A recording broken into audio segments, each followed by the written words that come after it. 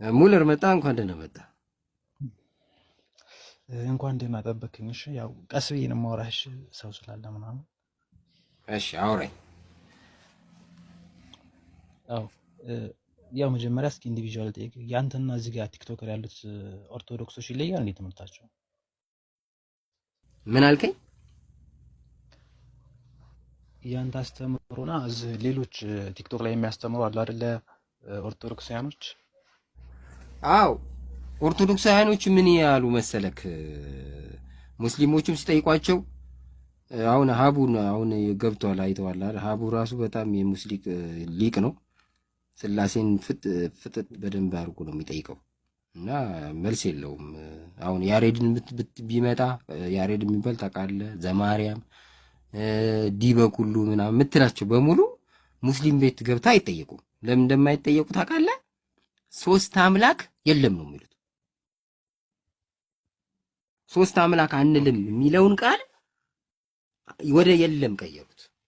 እኔ ሶስት አምላክ አንልም የሚለውን እስከዛሬ እኔ የማውቀው የተረዳሁትም አንድ አምላክም ናቸው፣ ሶስቱ አምላኮች አንድ አምላክም ናቸው ለማለት ነው። አንድ አምላክ መሆናቸውን እናምናለን። ስለዚህ እግዚአብሔር አምላኬ ሆይ ብለን ሶስቱን እንደ አንድ እንጠራለን ነው። አሁን የሉም ወደሚል መጡ። ከሌሉ ብለው ጠየቋቸው ሙስሊሞች። የተወለደው ማን ነው? ወልድ። ወልድ ምንድን ነው? አምላክ። እና ያልተወለደ አምላክ አለ? የስ አብ የሚባል ሁለተኛ አምላክ። ሁለት አምላክ አገኘን አይደል ሲባሉ አይ ሁለት አምላክ የለም ብሎ ቁጭ። ልክ የሚባሉት እንደዚህ ነው የሚመልሱት።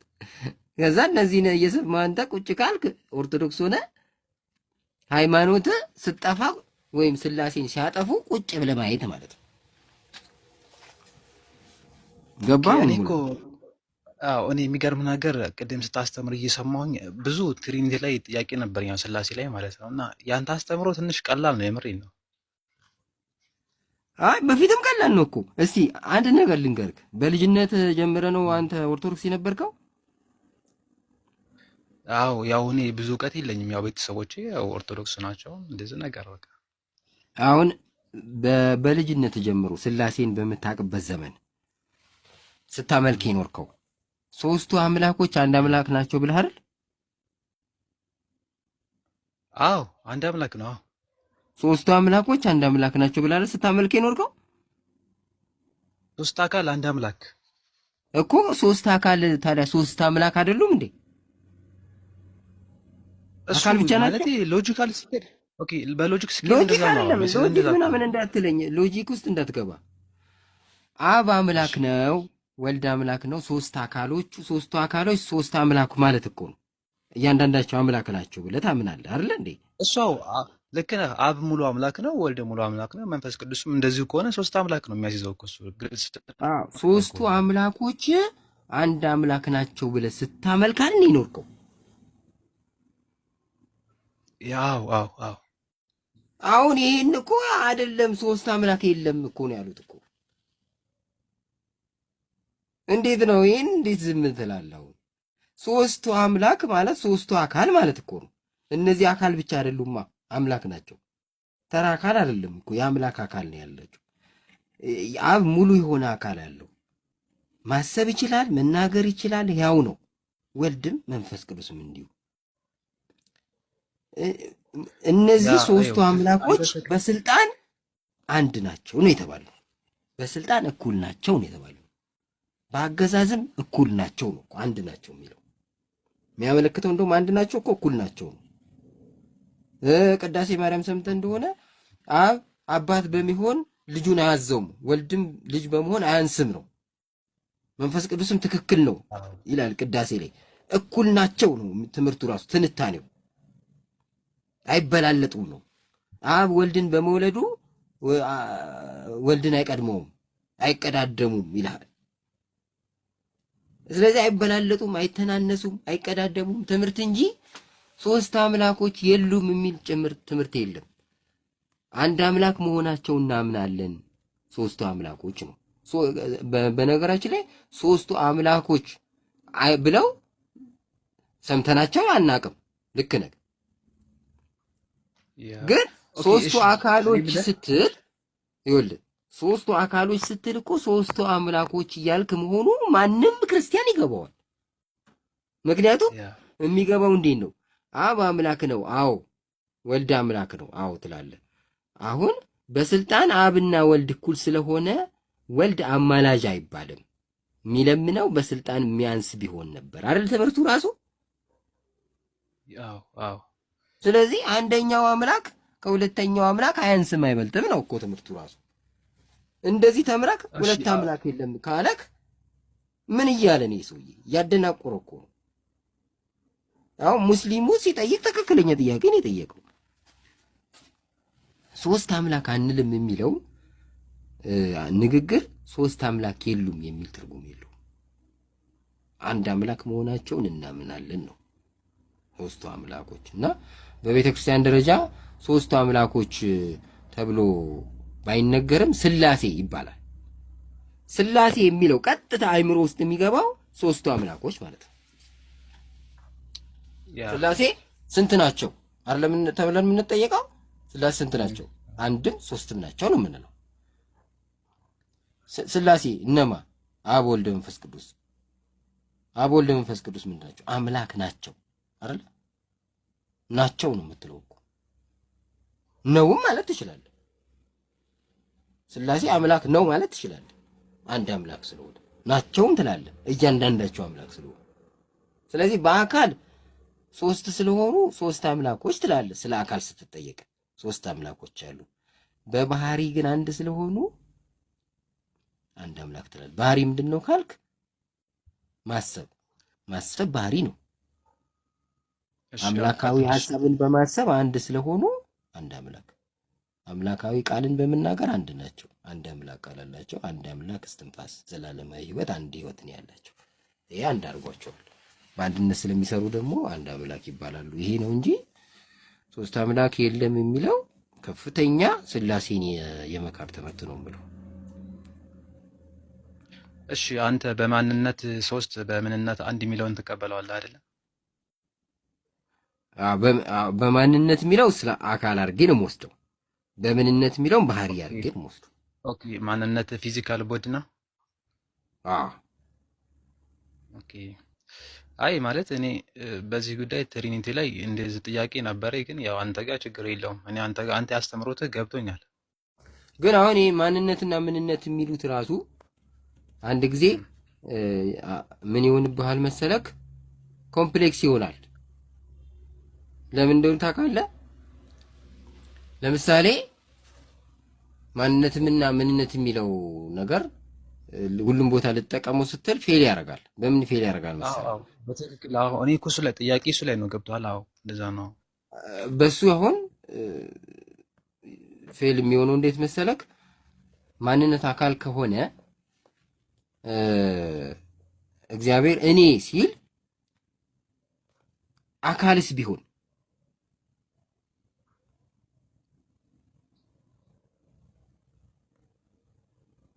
ገብቷል።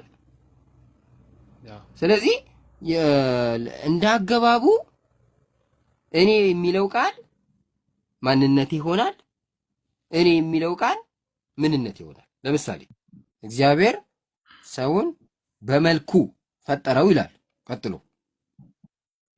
ከዛ እዚህ ጋር በመልኩ የሚለው በማንነት ነው ያወራው በምንነት ነው ያወራው ብለህ ስትጠይቅ በምንነት ነው ያወራው? እስቲ በምን ይመስልሃል? ሰውን በመልኩ ፈጠረው።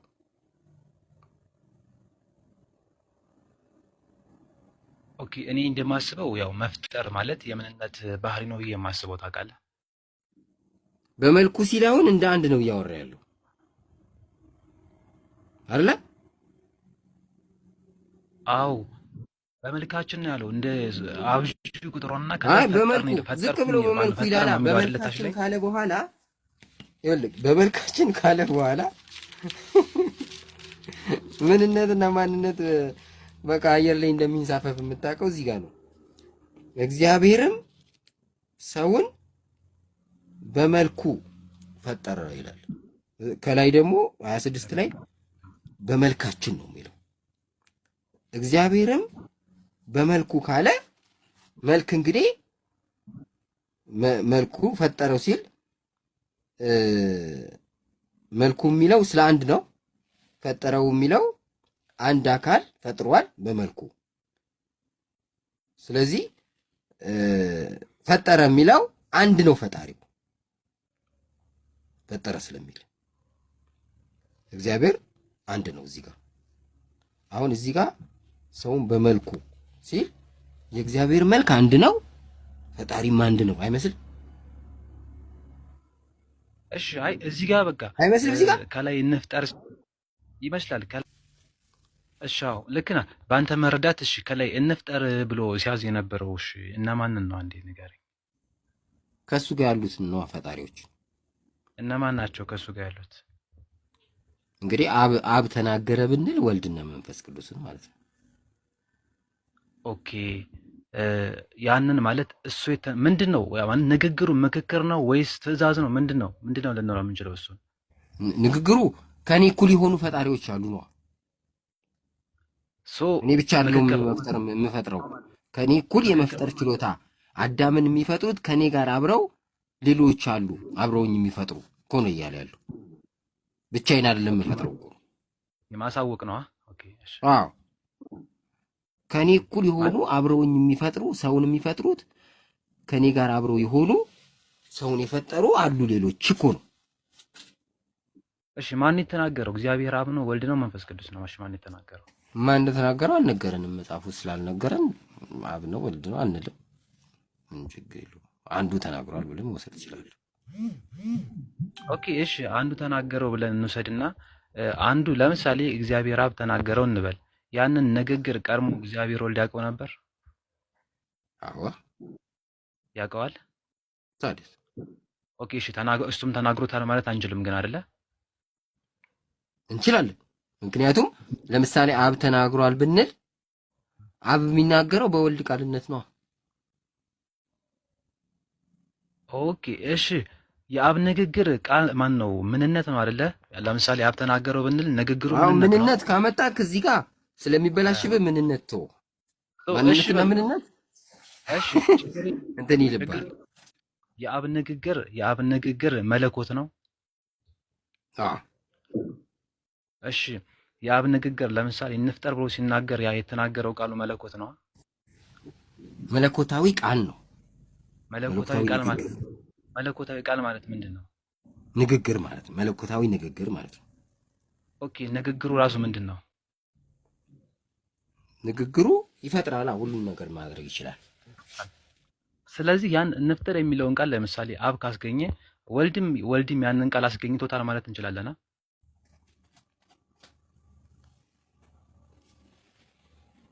አሁን ተገኘ የሚለው ቀድሞ አብ ኖሮ ከዛ ወልድ ቀጥሎ መጣ አይደለም እኮ። አሁን አብ ቢናገር ወልድ በቃልነት በውስጡ አለ። ስለዚህ የሚናገረው በወልድ ቃልነት ነው። ኦኬ አይ ወልድ ራሱ ቃል አይደለ እንዴ? ወልድ እኮ ራሱ ቃል ነው አይደለ? አዎ እኔ እኮ እያልኩ ያለሁት ከላይ ለምሳሌ ሰውን በመልካችን እንደ ምሳሌያችን እንፍጠር ብሎ ሲናገር አብ ያንን ንግግር ወልድ ተናግሮታል ማለት እንችላለን ሲል አሁን አልከኝ አይደለ? ሰው ያንን ንግግር ካስገኘው ወልድ ያንን ንግግር ካስገኘው ወልድም ቃል ማስገኘት ይችላል ማለት ነው አይደለ እንዴ? እንደዛ ሲሄድ ወልድ ምን ያደርጋል? ወልድ ራሱ ንግግሩን ያንን ቃል ካስገኘ ራሱን አስገኝ ነው ማለት ነው። እሱ ራሱ ወልድ አስገኘ የሚለው እኮ መሰለክ ከመውጣት እንደማለት ነው። ማስገኘት መውጣትም ይለዋል። ከአብ ወጥቼ ወደ ዓለም መጥቻለሁ ይሌለ። ስለዚህ አሁን መሰለክ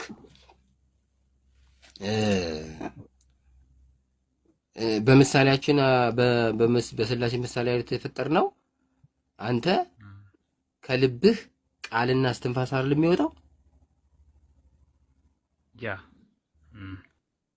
ልክ የእግዚአብሔር እስትንፋስ እፍ ሲባልብህ ልክ እንደ እግዚአብሔር ሆንክ አንተ ባህሪክ። ከልብህ ቃልና እስትንፋስ ይወጣል። ስለዚህ እንደዚህ ሁሉ ከአብ ቃልና እስትንፋስ ወጥቷል ይባላል።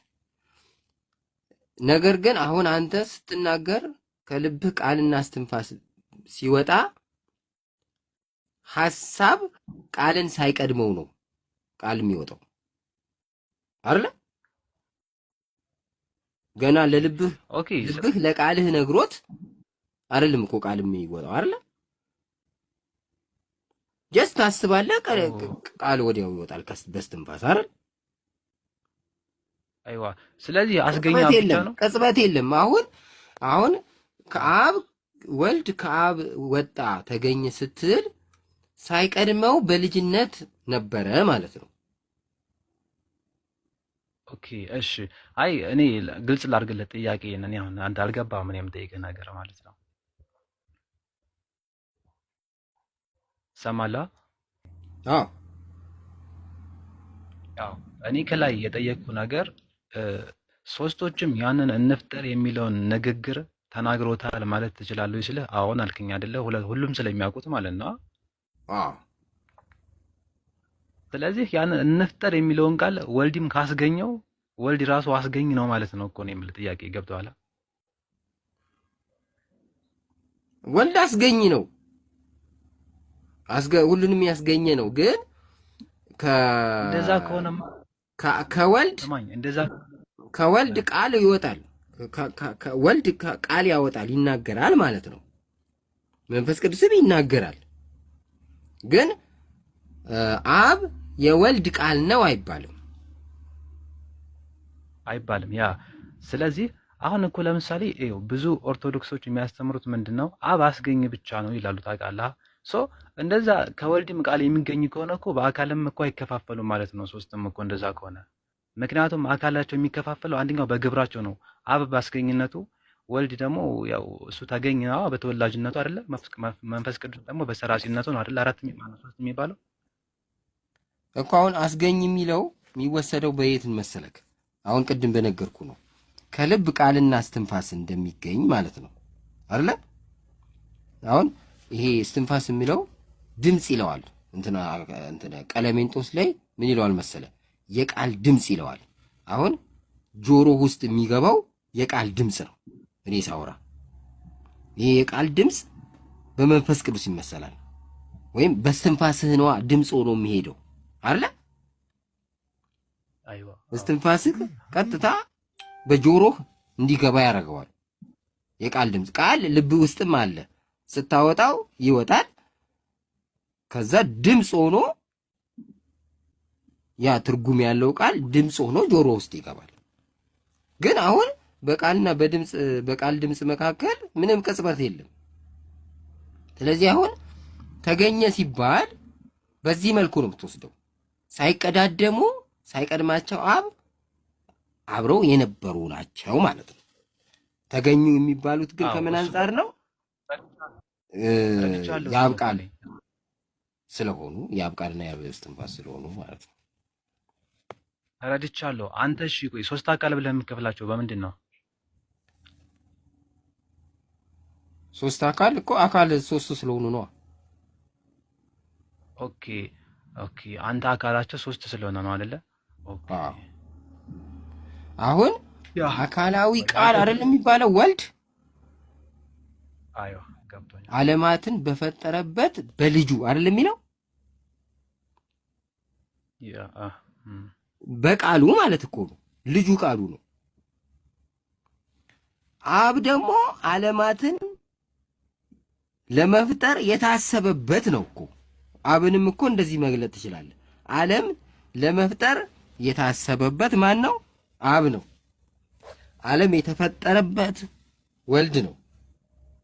ዓለም የተከናወነበት መንፈስ ቅዱስ ነው።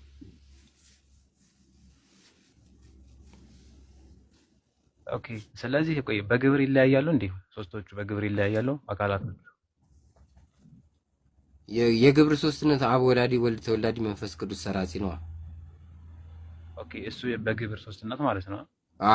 ኩነት ይባላል። አሁን ልብ ቃል እስትንፋስ የሚባለው አብ ልብ ነው፣ ወልድ ቃል ነው፣ መንፈስ ቅዱስ እስትንፋስ ነው የሚለው አለ።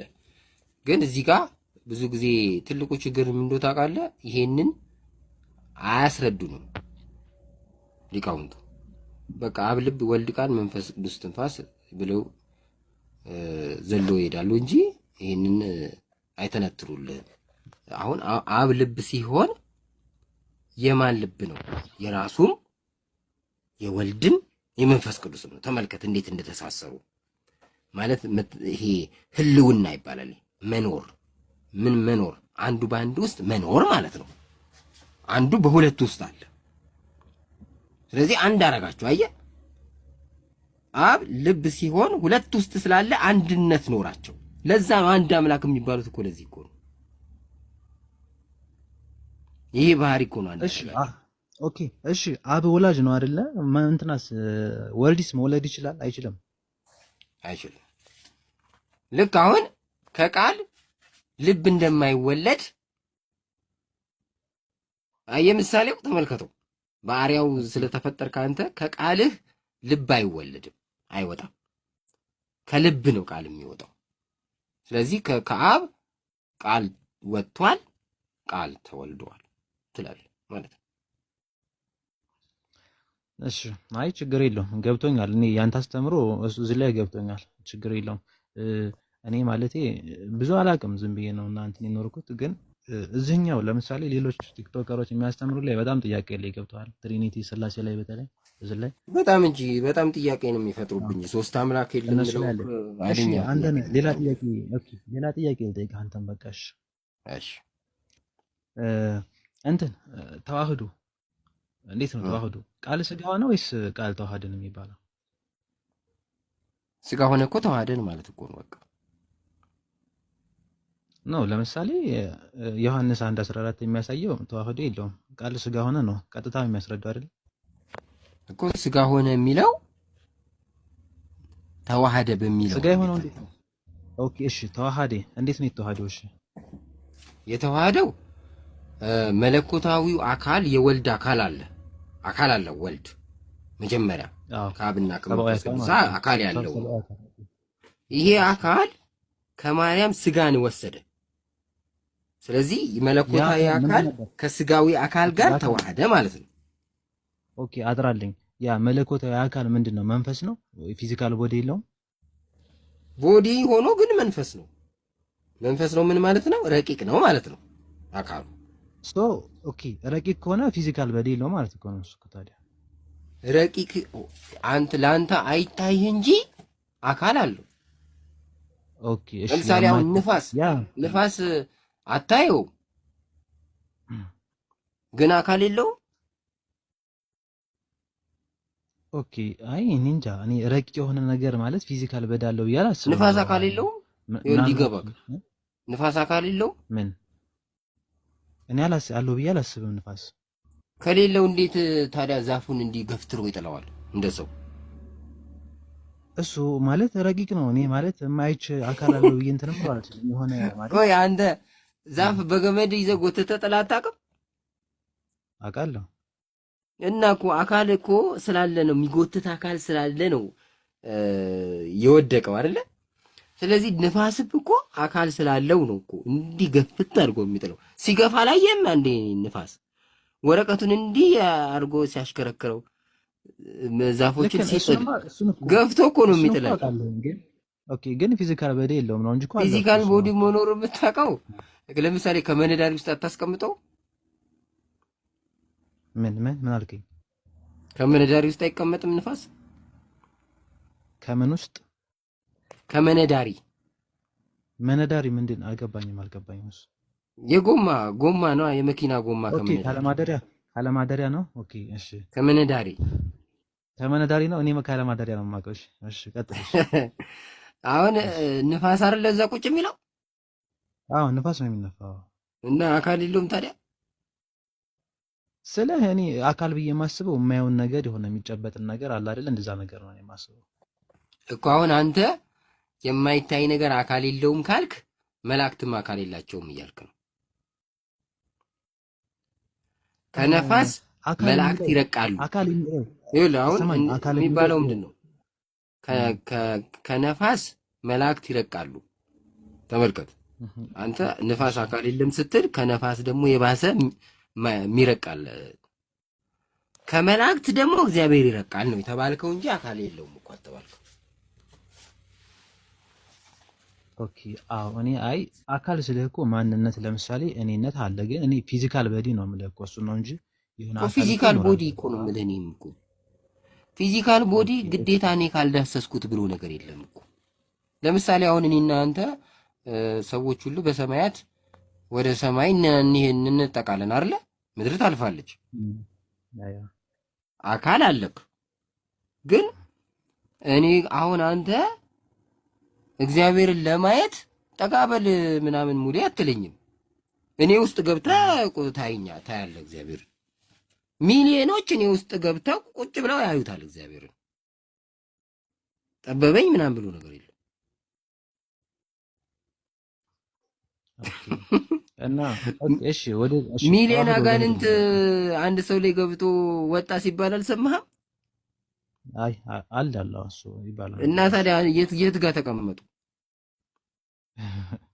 እኔ እንጃ ማለት እኔ ፊዚካል ቦዲ የሚባለውን ነገር በሌላ ስለምረዳው ለዛ ነው ታውቃለህ። የረቂቅ ብለህ መረዳት ነው የማይዳሰስ ረቂቅ ቦዲ ብለህ ማለት ነው።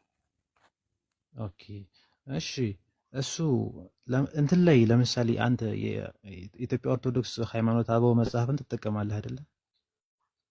ያው እጠቀማለሁ። ዋናው እሱ ነው አይደል የምትማምነው እንዴ? ኦኬ እሺ ለምሳሌ እሱ አንተ ኦርቶዶክስ አይደለም? እኔ ኦርቶዶክስ ማለት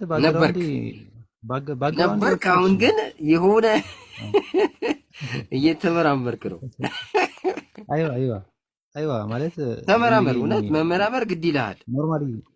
ኖርማሊ ዝም ብሎ አካዳሚክ ትምህርት ላይ ነበርና ዝም ብዬ ነበርኩት። ገብቷል። ብዙም እዚህ መንፈሳዊ ላይ ብዙ አይደለሁም እና እኔ ግን አሁን አየህ መጽሐፍ ቅዱስ ቃል ትዝ አስባልከኝ። ምን ይላል መሰለኝ? ያመነ የተጠመቀ ይድናል ይላል። አሁን አዋቂ ስትሆን ማመን ይጠይቃል።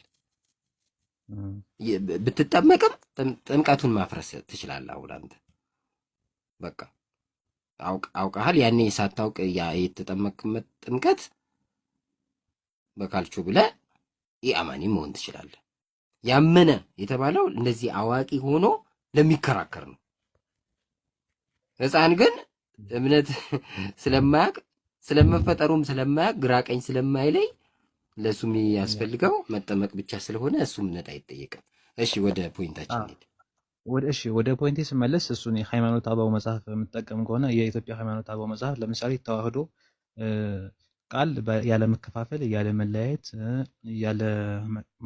ያለ መለወጥ እና ያለ መመለስ ከስጋ ጋር ተዋህደ ይላል። አይተው ከሆነ ማለት ነው።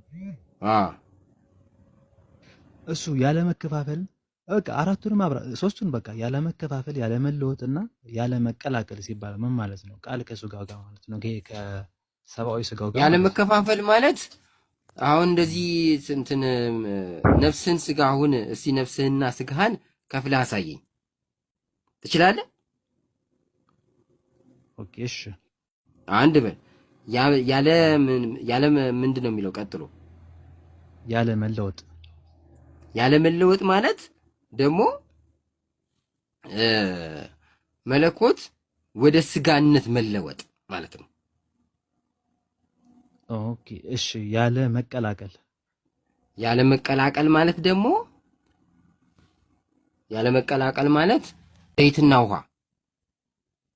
ኦኬ ችግር የለውም። ተቀላቀለ ነው የምትለው አይደል? ማኪያቶን እንውሰደው፣ ችግር የለውም። ቡናና ወተትን አይ ዘይትና ውሃ ነው የሚመችክ። አሁን ለምሳሌ ማኪያቶ ቡናና ወተት እንደ መዋሃድ አይነት ነገር ያሳያሉ አይደለ? ያው እኮ መዋሃድ ማለት እኮ ቅልቅል ነው፣ መቀላቀል ነው እኮ። ታዲያ እኮ ቅልቅልና መዋሃድ እኮ ይለያያል። ራሱ ይኸው ተዋህዶ የሚባለው እኮ የነገርኩህ ነው። አንተ መቀላቀል የሚለው እንዴት መሰለህ የሚያመጡት? ለምሳሌ ስንዴና ሽምብራ እሺ ተቀላቀለ አይደል የሚባለው? አይዋ እሺ ተዋህደ ይባላል። እንግዲህ ሃይማኖት አበው ተዋህደ የሚባለው ስንዴና ሽምብራ አዋሃድኳቸው ነው የምትለው ጥሬዎቹ ወይስ አቀላቀልኳቸው ነው የምትለው? ኦኬ ተቀላቀሉ። ያለ መቀላቀል ማለት እንደዚህ ነው። እንደዚህ አይነት መቀላቀል አይደለም። ያለ መቀላቀል የሚባለው ለዚህ ነው። መዋሃድ ነው ያለው እዚህ። ኦኬ እሺ፣ ጥያቄ ለምሳሌ ያለ መለወጥ ልክ አሁን ምሳሌ መቀላቀል የሚለውን ለምሳሌ መቀላቀል የሚለውን ማኪያቶና ወተት የሚለውን ብታመጣ ግራ ይገባሃል። ዘይትና ውሃ የሚለውን ብታመጣ ግን ዘይቱ ስለሚንሳፈፍ ትለየዋለህ። እሺ ያለ መቀላቀልን ታዲያ በምን እንውሰደው እስኪ? አንድ ላይ እንደ ስንዴና እንደ ሽምብራ መለየት የምትችላቸው ነገሮች። ኦኬ ስለዚህ እንደዛ ከሆነ ያለ መለያየት ነው የተቀላቀለው ለማለት እኮ ነው አማርኛው። አሁን እኮ ተለያየ። ታዲያ እኮ ችግሩ ምንድን መሰለህ እኮ ተለያየ እኮ። አሁን ለምሳሌ ሽምብራና ምንድን አልከኝ? ሽምብራና ስንዴና አልከኝ። እሱን እንደሱ አይደለም ተለያይቷል ኦሬዲ እኮ እንደሱ አይደለም የተቀላቀለው ነው እኮ። ያለ መቀላቀል የሚሉት እንደዚህ አይነት ቅልቅል አይደለም። እሺ ኦኬ። ያለ መለወጥ ሲባል መለኮት አሁን እሳት በለውና መለኮት እሳት እኮ ነው። እሳት ሲነካው እሳት ሲዋሃደው ስጋን ወደ መለኮትነት ተለወጠ ስጋ እንደማለት አይደለም። እኔ እሺ ልንገርህ፣ ያለ መለወጥ ሲባል በቃ ሰው መለኮት አልሆነም፣ መለኮት ደግሞ ሰው አልሆነም ማለት ነው አይደል? እንደባጭሩ እንደሱ አይደለም። አምላክ ሰው ሆነ የሚለውን ሰው አምላክ ሆነ የሚለውንም ሁለቱንም መቀበል ያለብህ። ግን ስትቀበል ምን ማለት ነው? እግዚአብሔር አለ ይላል እኮ ዘፍጥረት 3:22 ላይ አዳም ከእኛ እንዳንዱ ሆነ ይላል እኮ። ቃል ስጋ ሆነ ብቻ እኮ አይደለም የሚለው፣ ስጋ አምላክ ሆነም ይላል እኮ። አዳም ማለት ስጋ ነው። ስለዚህ አዳም ከእኛ እንዳንዱ ሆነ ማለት ሰው አምላክ ሆነ ማለት ነው። ኦኬ ያ ማለት ያ ፍጥሩ ኦኬ ያ ተለወጠ ግን ማለት አይደለም። ስጋ ራሱ አምላክነትን አገኘ ነው።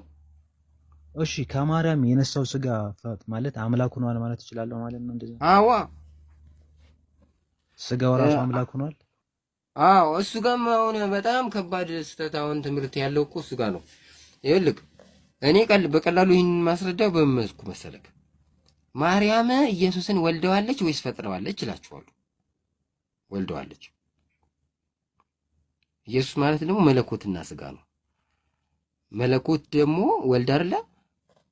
ወልድ ስጋን ተዋህዶ በሚመላለስበት ሰዓት ክርስቶስ አብ ምን አለው? ልጅ ያላለው። ስለዚህ አብም በስጋ ወልድን ቀድሞ የነበረው ልጁን በስጋ ወልዶታል። ስለዚህ በስጋ ያ ስጋውን ራሱ አብ ወለደው። በስጋ ወልድን ወለደው ዳግም። ስለዚህ ስጋ ከአብ የመወለድ ስልጣን አገኘ። አየህ፣ በሰማይና በምድር ስልጣን ተሰጠኝ የሚለው የተዋሃደው ስጋ የአምላክነት ስልጣን አገኘ። በመወለድ በመፈጠር አይደለም ያገኘው። የተወለደ ደግሞ የተፈጠረ አይባልም። ከማን የተወለደ? ከፈጣሪ የተወለደ። እኛ ከፍጡር ስለተወለድን ከፈጣሪ ተፈጠርን እንባላለን። ኢየሱስ ግን ከፈጣሪ የተወለደ ነው። የሁሉ ፈጣሪ የወለደው ፍጡር ሊሆን አይችልም። የወለደው ደግሞ በስጋ ነው። መጀመሪያ ያለ ስጋ ወለደው፣ ዳግም በስጋ ወለደው። ስለዚህ በስጋም ሲወልደው አልፈጠረውም፣ መጀመሪያም ያለ ስጋ ሲወልደው አልፈጠረውም። ስለዚህ አሁን እነዚህ ሰዎች እንትን የምትይዛቸው ምን መሰለክ? አባቶቻችን እንደመለሱት ነው የምትመልስላቸው። ለአርዮስ የመለሱለት ምንድነው? ክርስቶስ የተወለደ እንጂ ያልተፈጠረ ብለው የጨመሩበት ለዚህ ነው። በባህሪው ከአብ ጋር የሚተካከል የተባለው ይሄ ስጋ የለበሰው ወልድ ከነስጋው በባህሪው ከአብ ጋር እኩል ነው ከነስጋው። ስለዚህ ስጋውማ አምላክ ነው፣ ባህሪውማ መለኮትማ መጀመሪያ መለኮት ነው።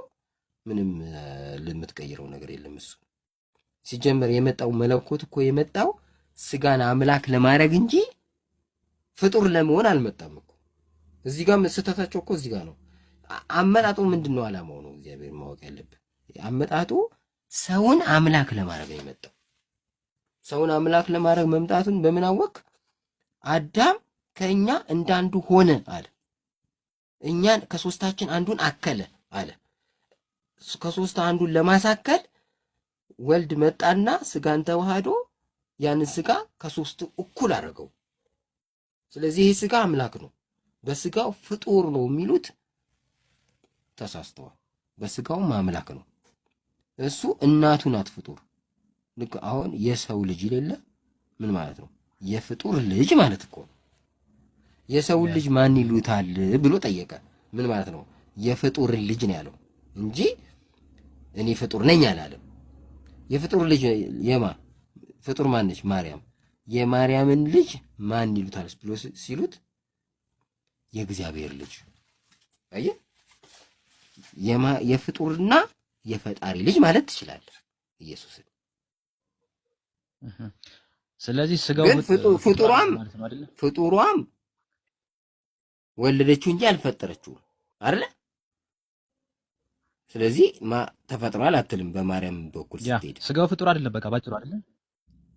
አዋ ከማርያምም የተወለደ ነው፣ ከአብም የተወለደ ነው። የተወለደ ፍጡር ሊሆን አይችልም ከፈጣሪ የተወለደ።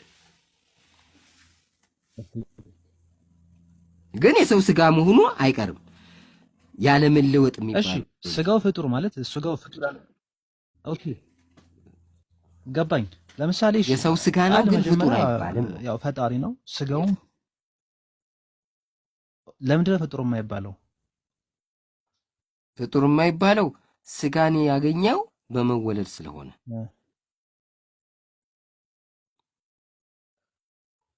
ኦኬ ስጋውን ከማርያም አይደል እንዴ ነሳው? አዎ ከማርያም ሲነሳው ከአብ ተወልዶ ነው የነሳው እንጂ ተፈጥሮ አይደለም።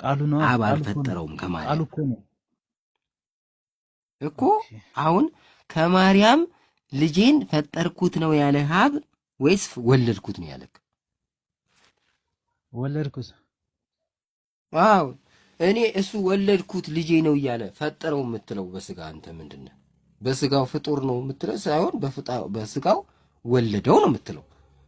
ስለዚህ ተወልዷል። የተወለደ ደግሞ የተፈጠረ አይባልም። ለዛ እኮ ነው የተወለደ እንጂ ያልተፈጠረ፣ በባህሪው ከአብ ጋር የተካከለ የምንለው። እሺ በቃ አሁን ገባኝ። አንተ እኔ የሰው ስጋ ሆኖ የሰውን ስጋ በመወለድ ስላገኘው ከፈጣሪ በመወለድ ያገኘው ስለሆነ ፈጣሪ ነው፣ ስጋው ፈጣሪ ነው ነው የምንለው። ስጋነቱን ግን አልለቀቀም። ያለ መለወጥ ማለት ያ። እሺ ይሄን ከያዝኩኝ ሌላ ጥያቄ መሰለህ። ከዚህ ተነስቼ ስጋውም ፍጡር ማን ነው ፈጣሪ ከሆነ ለምሳሌ አንተ እንዳልከኝ ከሆነ የሚለያዩት በአካል ማለት ወላጅ ተወላጅና ሰራጺ በሚለው ነው ብለኛል። ሶ አሁን ኦኬ ፍጥሩም አምላክ ነው። ከዛ ከአብ የተላከውም ቃል አምላክ ነው፣ ስጋውም አምላክ ነው። እና አራተኛ እኮ እንደዚህ አይሆንም ታዲያ? በጣም ጎበዝ አንተ። በጣም የገባው ሰው እንደዚህ ነው የሚጠይቀው። በትክክል እየገባ ነው ያለው አንተ። ይኸውልህ ይሄ ሁለት አምላክ አለመሆኑን የምታውቀው በመሰለክ የወልድ አካል ይሄ ሁለተኛውን አካል ወልድ ብለህ ያዘው። ሁለተኛው አካል ከማርያም ስጋን ወሰደ። ስለዚህ የነበረው ነው የመጣውና የተዋሃደው። ስለዚህ ሶስተኛ አራተኛ የተፈጠረ ነገር የለም። ምን ላይ ነው የተዋሃደው? እሺ ምን ላይ ነው የተዋሃደው? ከማርያም ስጋን ወሰደ። መለኮት ከማርያም ስጋ ወስዶ ተዋሃደ እና ሰው ሆኖ። ያስጋው ፍጡር ነበር። ያስጋው ፍጡር ነበር መጀመሪያ። ስጋው ፍጡር ነበር እንዴ? ለምንድን ነው የተዋሃደው? ስጋው የማርያም ስጋ ፍጡር ነው። ከማርያም ግን በመወለድ ነው ያገኘው። የተወለደ ፍጡር አይባልም። ያ መለኮታዊ አካል ስጋን ወሰደ ከማርያም።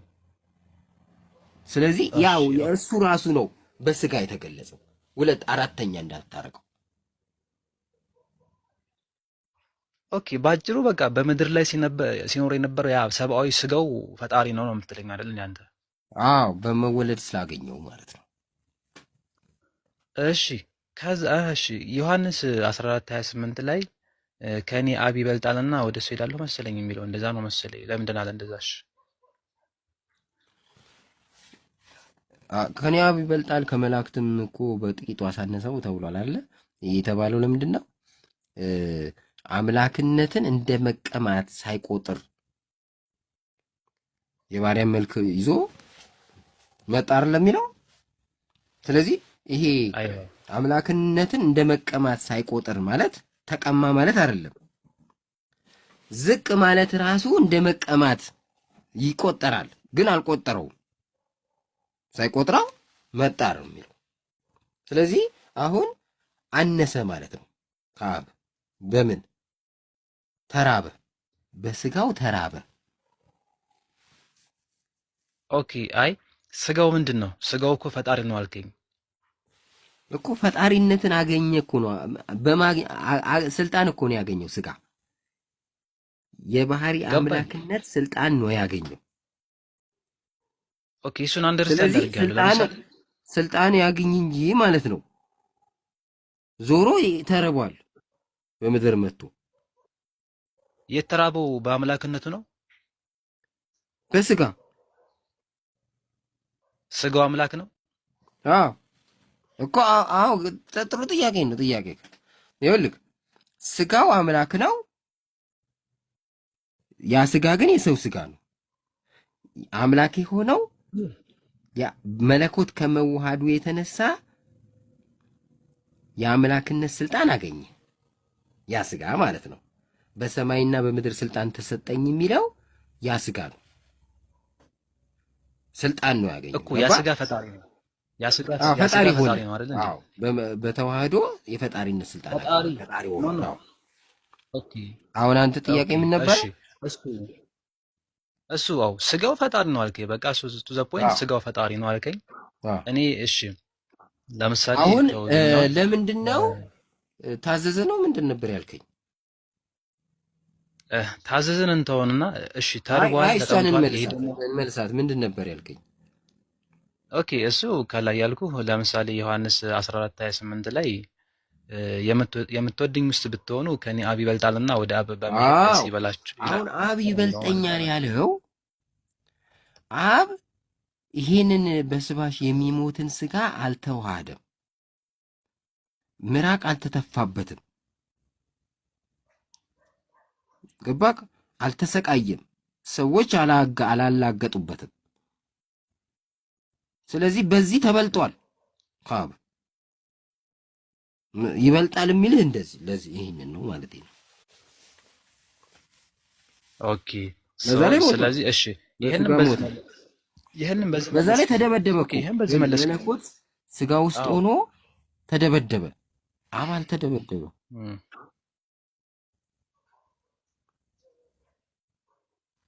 ያ ገባሽ? እሺ፣ ይሄንን በዚህ ተረዳሁ። ችግር የለውም። አንተ መልስልኝ። እኔ ይገባኛል፣ እየገባኝ ነው ያንተ መልስ ማለት ነው። ያ ኦኬ። ስለዚህ ማርቆስ 13:32 ላይ ደግሞ ላውጣልህ። ቆይ ስለ መጨረሻይቱ ቀን የሚያወራልና ማርቆስ 13:32 እያወራን ነበረ ከልጁ ጋር። አዎ አልገባሁም ነበርና ማርቆስ ስለዚያች ቀንና ሰዓት ልጅም ቢሆን አያውቅም የሚለው መላእክትም ቢሆን ልጅም ቢሆን ልጅ ማለት ያው ወልድ ነው አይደለ? ቢሆን ከአባት በቀር የሚያውቅ የለም ይላል። ልጅ የሚለው በትክክለኛው ከፈታው እኛ ነን። እኛ የእግዚአብሔር ልጆች ነን። ትክክለኛ ትርጉሙ ቀጥተኛ ትርጉሙ እሱ ነው። ግን ግዕዙ ወልድም ቢሆን ስለሚል ግዕዙ ወልድም ቢሆን ይሄ ተፈቷል እንደዛ። አዎ እዚህ ጋር እንትን ነው እንደዛ ነው የሚፈታው። ግን ወልድም ቢሆን ግዕዙ ላይ ወልድም ቢሆን የለም። ወልድም ቢሆን የለም። ኦኬ ግዕዙ ላይ ነው። ግዕዙ ላይ ነው እኮ። ኦኬ እዚህ ጋር አማርኛው ላይ ወልድም ቢሆን ነው የሚለው። የትኛው የስንት ዓመተ ምህረት የ2000 እትም ኖ 1980 1957 87 አክ እንደዛ መሰለኝ። እዛ ይመስለኛል እንደዛ ላይ ዘባል የ2000 እትም አልጠቀምም። እኔ 2000 እትም የለም። እኔ አሁን የ1980 እትም እጄ ላይ አለ። ሁለት ነው ምናምን እዛ እኔም እዛ ከ80 አካባቢ ያለ ነው አለኝ። ልጅ ነው የሚለው ማርቆስ ላውጣልክ ላምበው። ማርቆስ እንት ነው? አዎ እኔም ጋር ነው ልጅ ነው እኮ ልጅም ቢሆን ነው የሚለው። ያ ማለት ወልድ ነው አይደል? ስለዚህ ትክክለኛው ልጅ የሚለው እኛ ነን። በቃ ትክክለኛው ትርጉም ግን ወልድ ቢሆን የሚለው ግዕዝ ላይ ወልድ የሚለውን ለወልድ ይሰጡትና እንትን ሲሉ ትርጓሜው ወደ ምንድን የሚወሰደው መሰለክ? በወልድ ቃልነት ዓለም አላለፈችም፣ በአብ ልብነት ታስባለች። መታሰቧን ሊኮኑ የሚነገሩ ቀድሞ የሚሆኑ ነገሮችን በሙሉ ተናግሮ መጨረሻው ግን ገና ነው ብሎ ሊሆኑ የሚችሉትን ትንቢት ተናግሮ ልጅም ቢሆን አያውቅም የሚለው በወልድ ቃልነት በቃ ዓለም ትለፍ አልተባለችም ተብሎ አልተነገረም ተብሎ ነው የሚፈታው። እና ትክክለኛው ግን ልጅን ነው የሚለው። አያውቅም እንዳትል እኮ እንደሚያውቅ ሰማይ ከዋክብት ይረግፋሉ፣ ሰማይ እንትን ኃይላት ይናወጣሉ ምናምን ብሎ ብዙ ነገር ትንቢቶችን ጠቅሶክ ከነገረ በኋላ አያውቅም አያውቅም ማለት ይሄ በጣም ሞኝነት። እንደሚያውቅ ደግሞ ብዙ ቦታዎች አሉ። ሌላ ቦታዎች ላይ ለምሳሌ ጴጥሮስ ሲክዳው ጴጥሮስ ሳይክዳው እኔ ዶሮ ሳይጮህ እኮ ትክደኛለህ ብሎ እኮ 3 ጊዜ ትክደኛለህ ያለበት ያው እሱ ጋር ኦኬ አንተ በቃ ገባኝ። እኔ አንተ መልስ አሁን ገብቶኛል። ለምሳሌ እኔ እዚህ ጋር ብዙ ጊዜ የጥያቄ ሆኖ አይደለም አሁን ይሄንን አንቀጽ ያመጣሁልህ፣ ግን ያንተ ስለተለየብኝ ነው። እነሱ ለምሳሌ ቲክቶክ ላይ ያሉት ሌሎቹ ማለት ነው በሰውነቱ ነው የተናገረው ምናምን ይባላል ታውቃለህ። እና እንደዛ ቲክቶክ ላይ ይልቅ አንደኛ በስጋው ፍጡር ነው ይሉሃል። አይዋ ቄርሎስ ላይ ጠቅስና ቄርሎስ ላይ ምን ይላል መሰለ? በስጋው ፍጡር ነው የሚል አለ ክርስቶስ እንትን ላይ ቄርሎስ ላይ እዛው ቄርሎስ ላይ ግን የሚገርምህ ቄርሎስ 78 ብታነብ የክርስቶስ ስጋው አምላክ ሆኗል ይላል። አምላክ ነው ይላል። አምላክ ነው ይልና የአምላክ ስጋ ሆኗልና ይላል። ስለዚህ አሁን የክርስቶስ ስጋው አምላክ ነው የሚለውን አይጠቅሱልህም።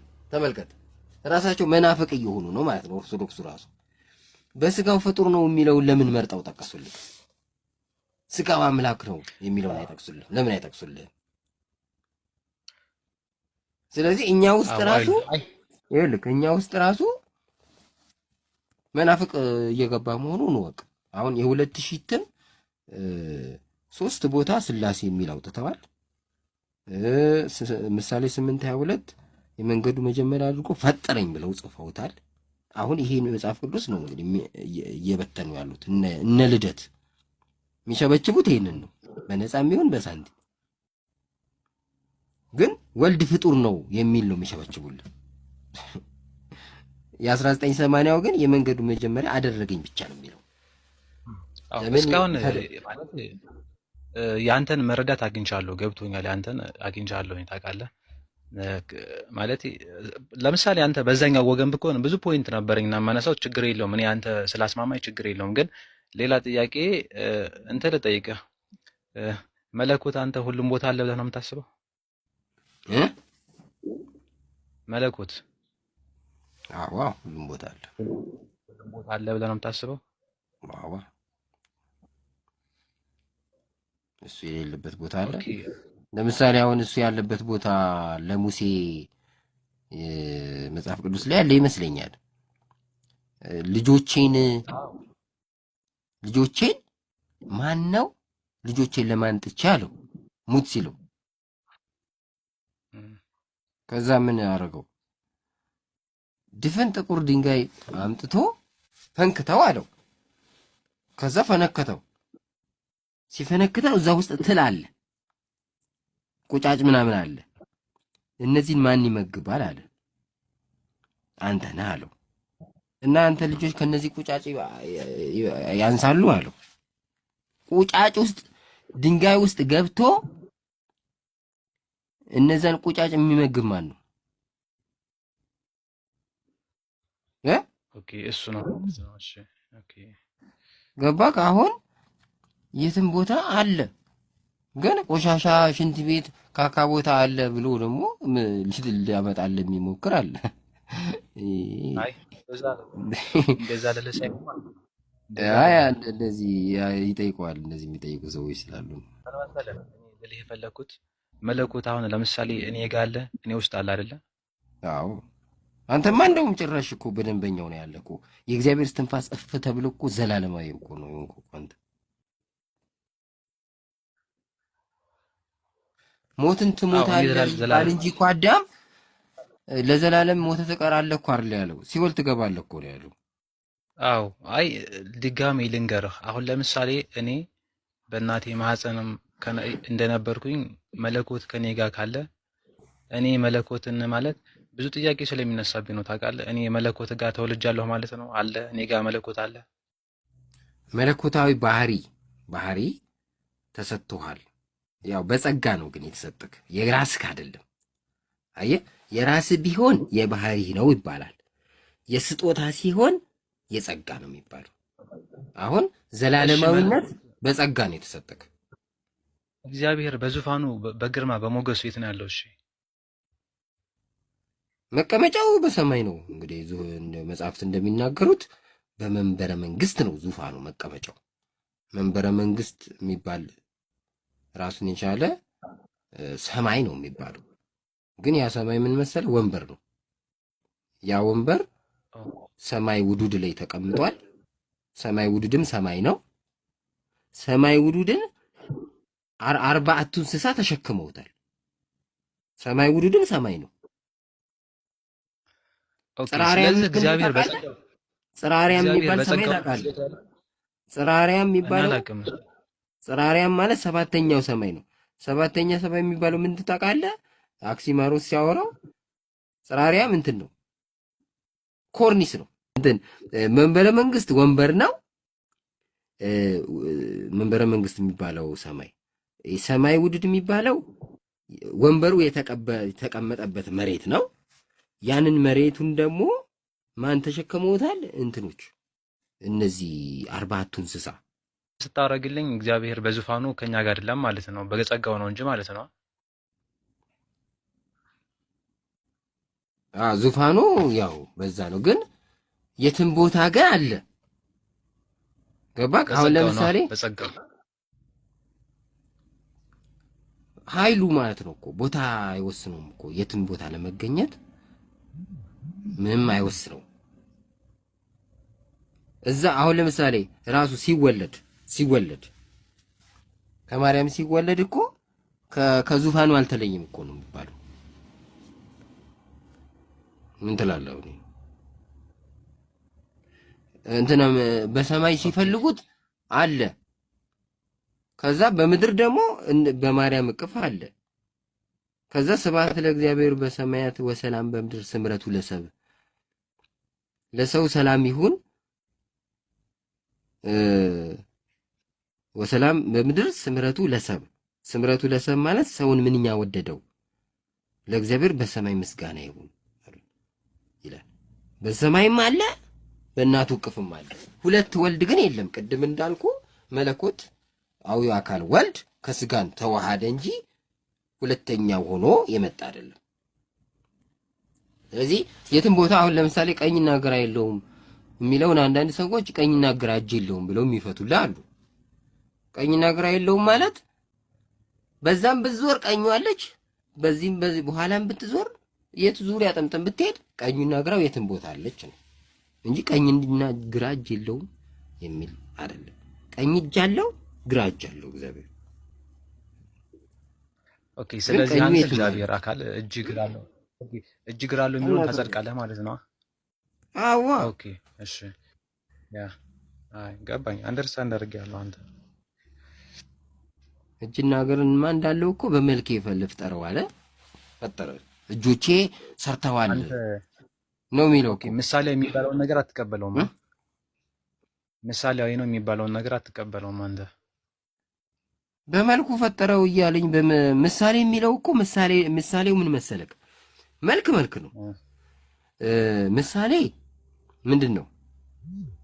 እግዚአብሔር ገዢ ነው፣ ሰውም ገዢ ነው። እግዚአብሔር አባትና ልጅ አለው፣ ሰውም እንደ አባትና ልጅ ነው ሆኖ የሚኖረው።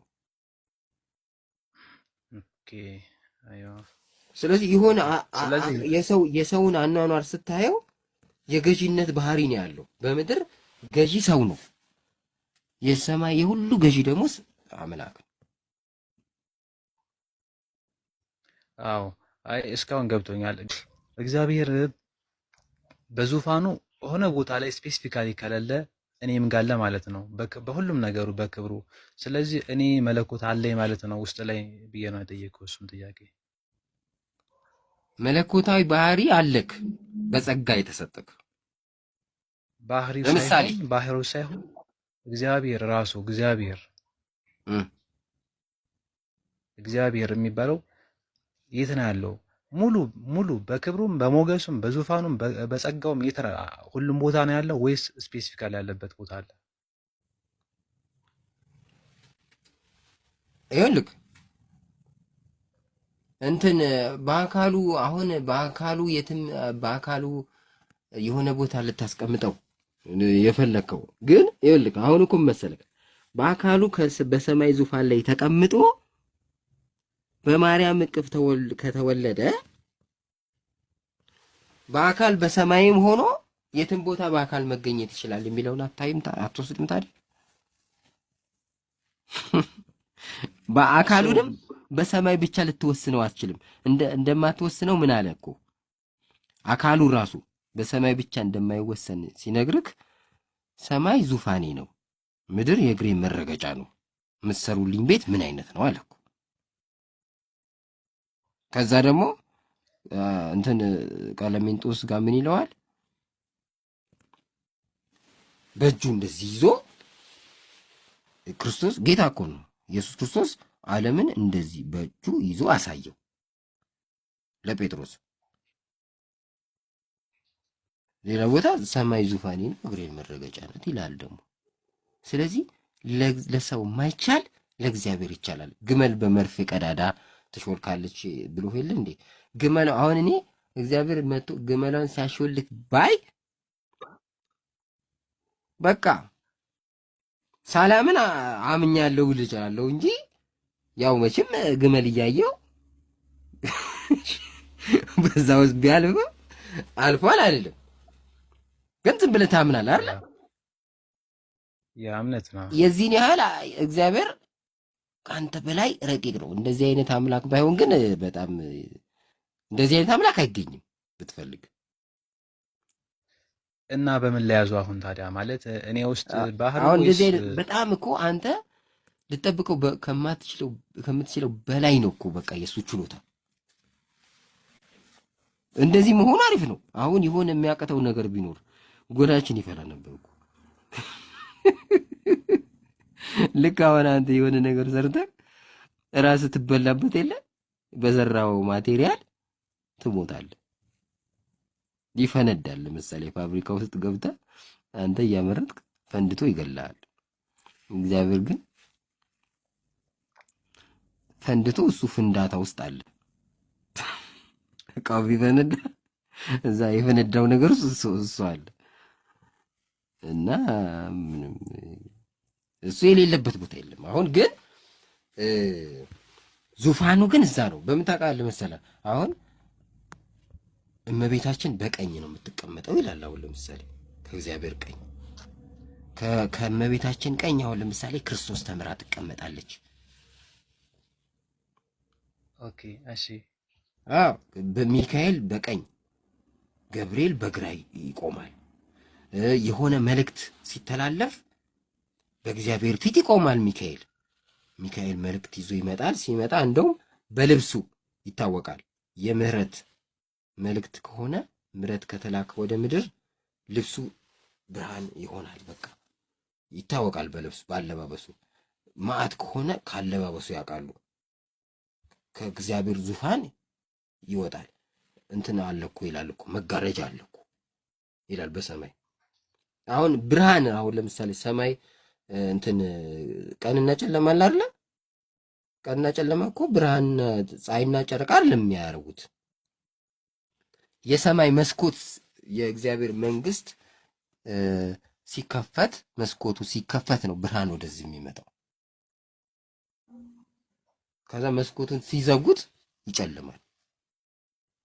ኦኬ። ስለዚህ በቃ ባጭሩ እግዚአብሔር በዙፋኑ ሆነ ቦታ አለ ብዬ በዙፋኑ አለ፣ መቀመጫ አለው፣ የትም ደግሞ አለ። በቃ በዛ ልረዳው። እንደዛ ልውሰደዋ። አዎ